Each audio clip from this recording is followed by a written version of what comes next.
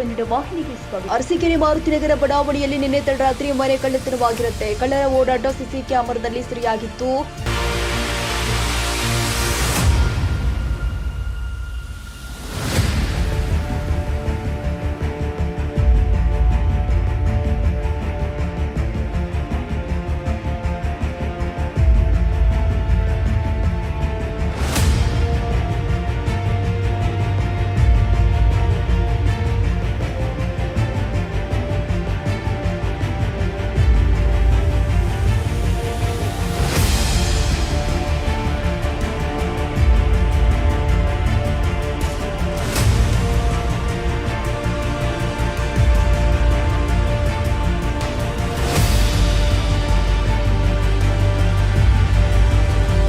ಈ ವ್ಯಕ್ತಿಗಳ ಬಗ್ಗೆ ಯಾರಿಗಾದರೂ ಮಾಹಿತಿ ಇದ್ದಲ್ಲಿ ಅರಸೀಕೆರೆ ನಗರ ಪೊಲೀಸರ ಗಮನಕ್ಕೆ ತರಲು ಕೋರಲಾಗಿದೆ.